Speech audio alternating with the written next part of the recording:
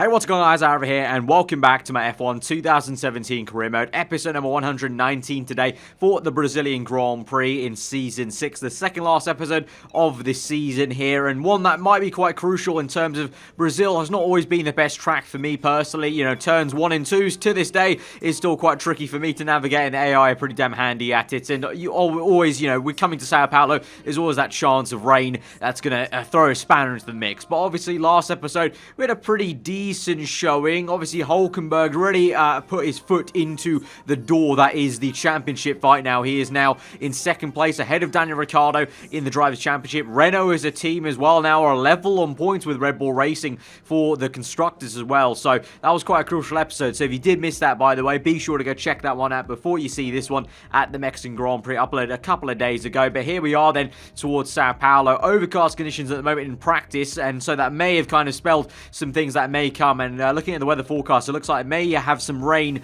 involved in qualifying, but in the race, it looks like it might be dry, so we might be in luck there in terms of that. But one thing that you might have seen on the opening screen that I went through there was the engine reliability, and actually, there is a chance we may be a little bit crucial on the internal combustion engine in these last two episodes. I'm now onto my fourth and final column for the internal combustion engine, and we've actually already used that from last episode, so we're on 20% worn now for that last final column. So for sure, if we're to use that as we will do in this episode and for next episode, we may be on the edge of performance in terms of the main power plant part of the engine is going to be in the yellow and wearing out a little bit. The good news is for the rest of the engine, that's all clear. Obviously, all the reliability upgrades Mercedes have done as an AI team up till Season 6 have helped out massively, and I've still got fresh parts for the entirety of Column 4 for every other part. The MGUK, MGUH, your control electronics, the turbocharger, all good in terms of Column 4.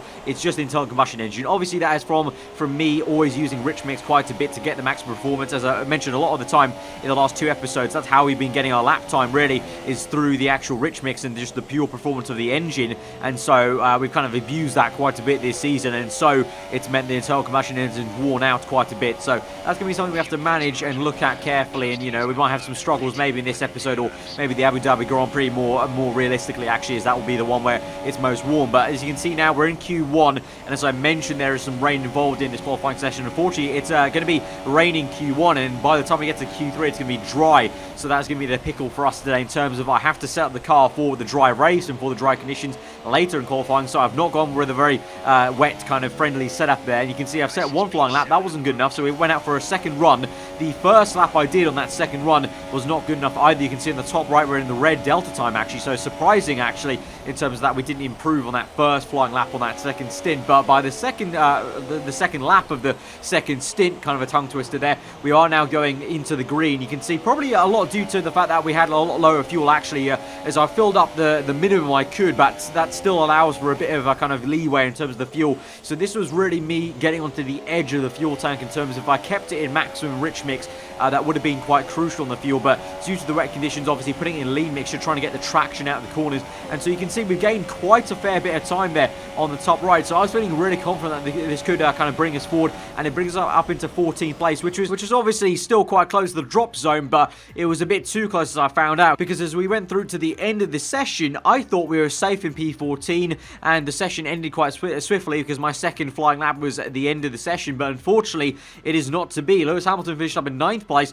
I finished down in 18th, and so that's us along with Sebastian Vettel out of Q1. The German unable to set a lap time for some reason, but yeah, that's us out of the first part of qualifying. So bit of a disaster, really. That's the only way to put it, and a bit of a calamity, because if Hulkenberg and Ricciardo go ahead and smash it like they have done in the previous sessions, races, they're going to do very, very well, and we're going to have a lot of work cut out in terms of making up ground. But this does allow us to have a solution now to what I just talked about in terms of the internal combustion engine wearing. We're now going to fit in a fifth unit. We're going to put, basically get a free card there. Essentially, we're starting 18th. We may as well start 20th now. Take the penalty, the grid penalty, for taking taking the 5th column. We'll use the 4th column in this race, and we'll have a fresh, complete internal combustion engine then for the Abu Dhabi Grand Prix, along with the 4th column. So for Abu Dhabi, we will have potentially a 0% worn engine ready for that final battle, that final race. But obviously, a lot of that is the way we set that race up is going to be pressurized and on the shoulders of this race. We have to go from last,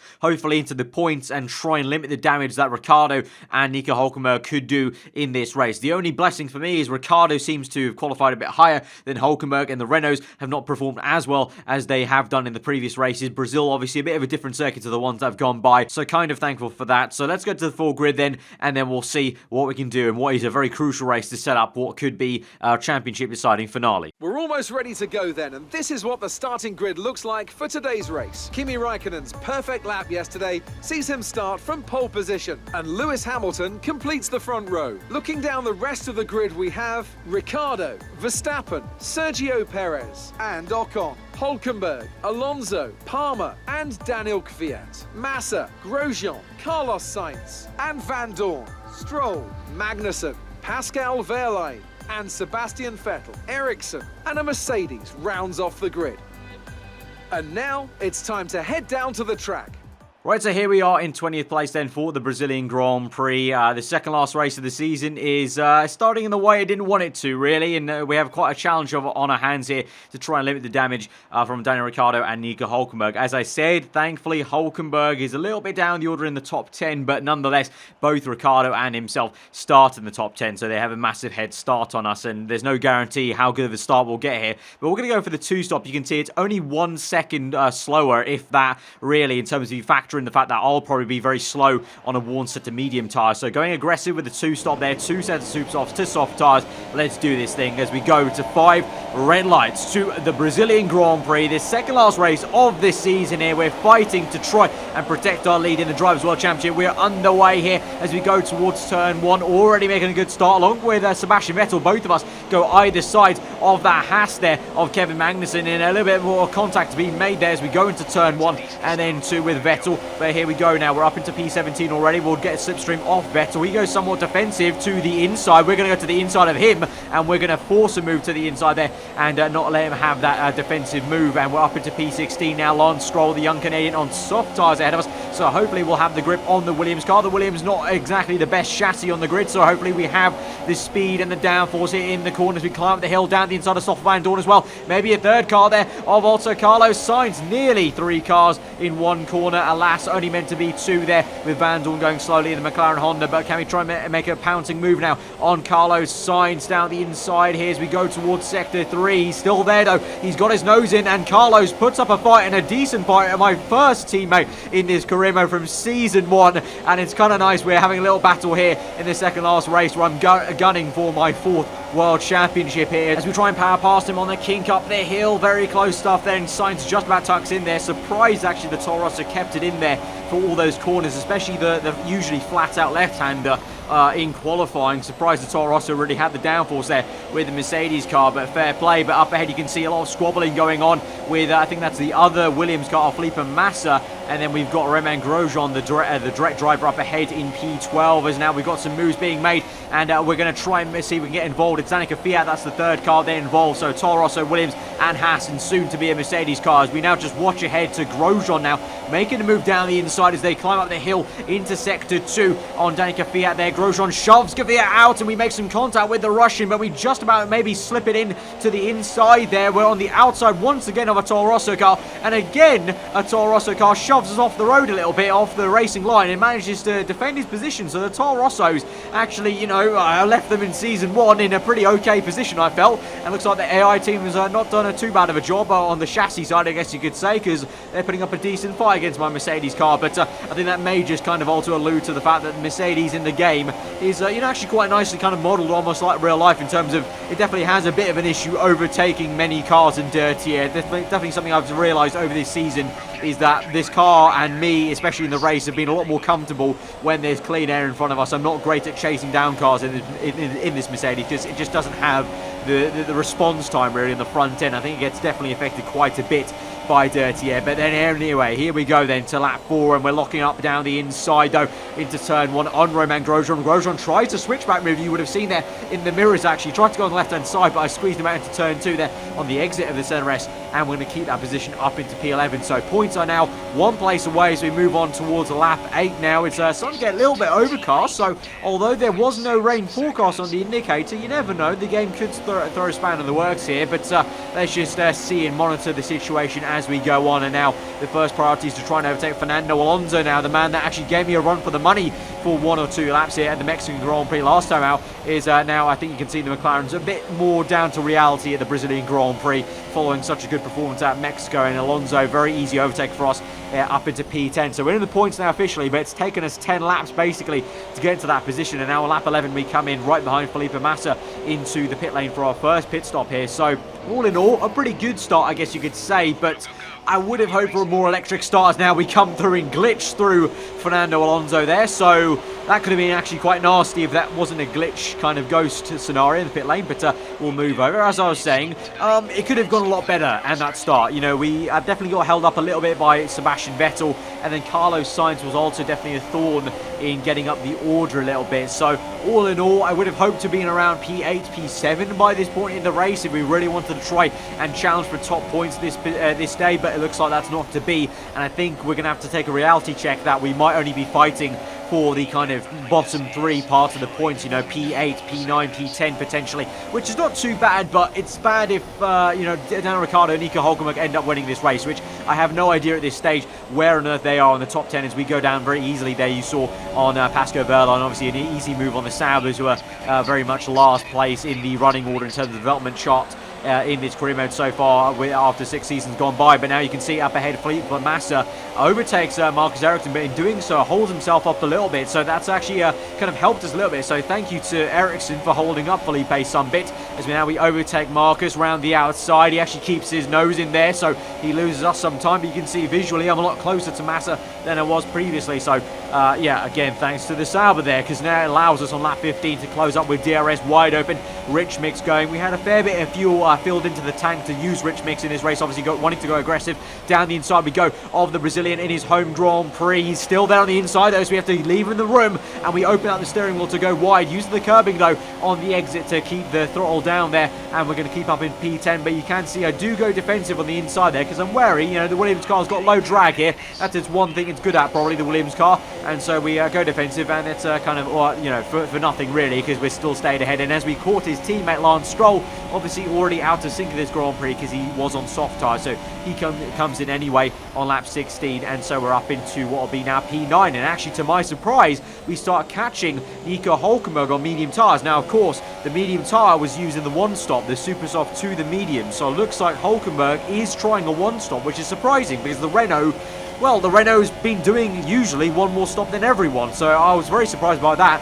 And also surprised to see Hülkenberg here in P8, because it's not like the Renaults are down on pace that dramatically in this race, because Palmer is a bit further up the order at the moment as things stand.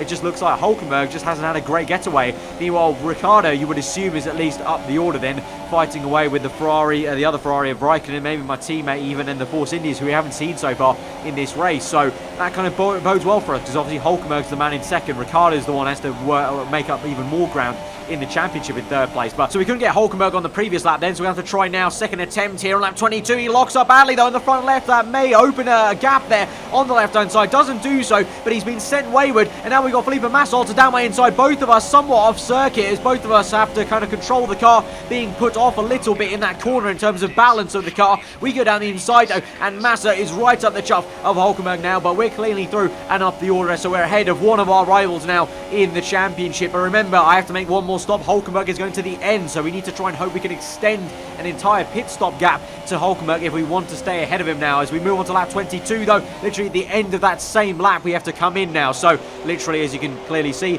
that isn't possible for us to build that gap, so it is going to be difficult. I don't think we are going to be finishing ahead of Ricciardo or Hülkenberg indeed, and it will just be a case of how high up we can get to limit that damage of them. Thankfully, as I said, Hulkenberg, though, being around P8, that's only a couple of points, so we can come in 9th or 10th. That's a considerable amount of damage limited to him. The only other question mark is Ricciardo. I don't know where on earth he is. He could well be leading this Grand Prix, which is going to bode badly for not only me, but also Hulkenberg for the championship. Let's keep spirits high. And so we come out on lap 23 now on soft tyres, and we're going to get on with it now and try and see what we can do now. Grosjean on the medium tyres up ahead, so he's going to the end, and he's been on that set since he made his first pit stop, and we're closing up to him. And also, I think that may be a lap car, I want to say, but as we close up now with 6 laps to go in this Grand Prix, so it's taken us 7 laps already to catch up to Grosjean, so it's taken us quite some time. And actually, it's not a lap car, it's actually my teammate Lewis Hamilton, also on medium tyres. Hamilton struggling quite a bit now in this Grand Prix, going down the order behind the Haas. So from what was second place on the grid, Hamilton now brake checks me almost into turn 1, probably not unintentionally, but we're trying to go around the outside now, and Lewis squeezes us, and we almost go completely off circuit, just like we did against Nico Hulkenberg. But Hamilton struggling off the front row of the grid, so I don't know what on earth is going on there. That actually kind of indicates maybe, you know, the man who was in second place in qualifying is now struggling that much on mediums. So thank the Lord I did not go on mediums myself, otherwise who knows how far back I could have been out of the points in this Grand Prix, as we're only just now in P10 on this more aggressive strategy. We're now 5 laps to go in this Grand Prix as we cross the line, 4 laps to go as we close up on Romain Grosjean now round the outside. We'll try, although we can't make it. Fair play to Grosjean. That's a good defensive work there from the Frenchman. We lock up on the front left and we just can't make anything work around the outside there. We have to be patient though, but obviously the Mercedes engine very powerful against the Ferrari in the back of that Haas. So here we go, DRS open and rich mix momentarily, but we're down to lean now as we're a little bit critical on the fuel, but around the outside and we're up into P9. And so now the next man ahead is indeed Nico Hulkenberg, but you can see on the minimap that's quite a fair gap to him on the mini-map. So I would suggest that would have to take a miracle and perhaps a safety car for that to work out, and alas that isn't the case. But as you can see in the top left, he's come through the final corner now, lock up a little bit, so that's going to be a bit of pressure on us right at the end of the race there with Massa right up our chuff. But on the top left you can see Sergio Perez has won the Brazilian Grand Prix. It's not Daniel Ricciardo, so thank the Lord there. So either way, minimum Ricciardo's going to get 18 points here, not 25 there, as we just finished ahead of Felipe Massa there. So close stuff, a tough old race here at Brazil, but I feel like I tried my hardest, and I think we got the maximum out of the car and what the tyres and my performance around Brazil would allow us to do. So, you know, with a better start, we could have done a little bit better there, but, you know, it just wasn't meant to be. But unfortunately, though, Sebastian Vettel got up into 5th place, so on a one-stop. So actually, what could have been maybe if we tried a one-stop? But saying that, I literally just mentioned before, Hamilton on the one-stop went horribly and finished behind me. So I think it was just a case of the Mercedes couldn't pull off the one-stop. The Ferrari, you know, clearly could. And fair play to Vettel being up in P5 there. But that kind of begs the question now, because you can see clearly on the podium, Perez in first, Ocon is in second. It's a brilliant 1-2 for Force India. Raikkonen in third, with Vettel in 5th place, who is fourth. There you go, Ricciardo is the one in 4th place. So he's only going to get 12 points there. Hulkenberg obviously only just ahead of us, so you can see that will mean we still stay ahead by some little margin actually in the Drivers' Championship. It will mean though we're pretty much maybe out of the running for the Constructors. Red Bull just stay ahead now in the Constructors' Championship, with Renault falling a little bit behind there in 2nd place, but you can see a few little teams not happy with my performance there, but we're still ahead in the Championship, so that's the only thing that matters. But all in all, can't complain too much, and now ultimately this sets us up for a race next episode for the Abu Dhabi Grand Prix, where we can win the World Championship with Mercedes, and so that will be a fantastic thing to achieve. Obviously 4 World Championships in a row would be making history, you know, equaling Sebastian Vettel's record and, you know, records gone by of other drivers alike. So yeah, looking forward to that one, looking forward to the next episode. But guys, if you have enjoyed this episode, smash the like button, let me know what you thought in the comments below. If you are new around here, then do get subscribed for weekly Formula 1 content. I've been aarava, hope you enjoy the rest of your day, and I will see you guys next time.